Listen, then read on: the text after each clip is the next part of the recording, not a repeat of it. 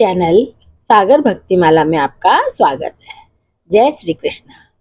आज हम संतान सप्तमी के बारे में जानेंगे। भाद्रपद मास यानी भादों की शुक्ल पक्ष की सप्तमी तिथि के दिन संतान सप्तमी का व्रत एवं पूजन किया जाता है।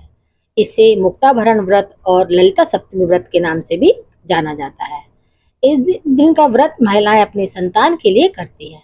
ऐसी मान्यता है कि इस दिन का व्रत करने से निसंतान को संतान प्राप्ति होती है, संतान दीर्घायु होती है, उनके दुखों का नाश होता है और उनको आरोग्य की प्राप्ति होती है। इस वर्ष संतान सप्तमी व्रत 30 अगस्त 2025 शनिवार के दिन किया जाएगा। संतान सप्तमी व्रत को हिंदू धर्म में अत्यंत पुण्यकारी माना गया है। इस व्रत में भगवान शिव और माता पार्वती की आराधना की जाती है। संतान सप्तमी में पूजा का शुभ मुहूर्त सुबह 11:05 से लेकर दोपहर 12:47 तक रहेगा। इस दिन सूर्योदय के समय स्नान ध्यान कर व्रत का संकल्प लें और पूजा में शिव पार्वती के साथ भगवान श्री कृष्ण का भी ध्यान करें। संतान सप्तमी व्रत के दिन कथा भी सुने।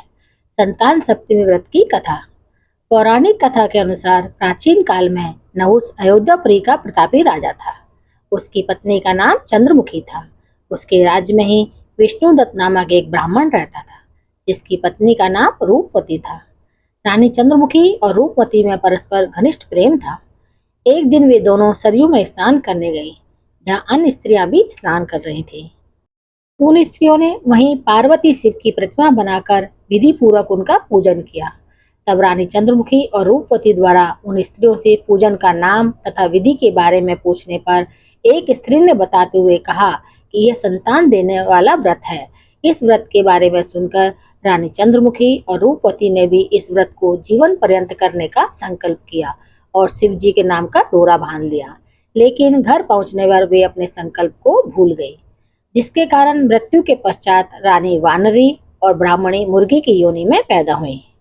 कालांतर में दोनों पशु योनि छोड़कर पुनः मनुष्य योनि में आई।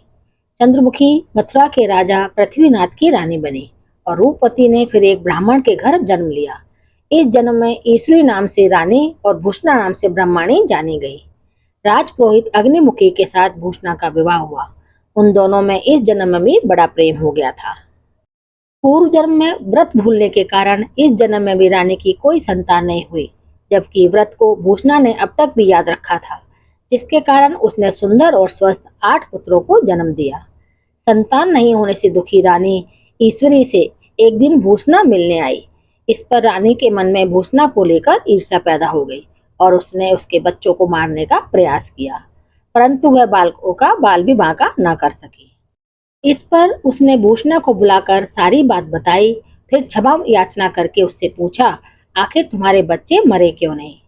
भूषणा ने उसे पूर्व जन्म की बात स्मरण कराई, साथ ही ये भी कहा कि उसी व्रत के प्रभाव से मेरे पुत्रों को आप चाहकर भी न मार सकी। भूषणा के मुख से सारी बात जानने के बाद रानी ईश्वरी ने भी संतान सुख देने वाला यह व्रत विधि पूर्वक रखा। तब व्रत के प्रभाव से रानी गर्भवती हुई और एक सुंदर बालक को जन्म दिया।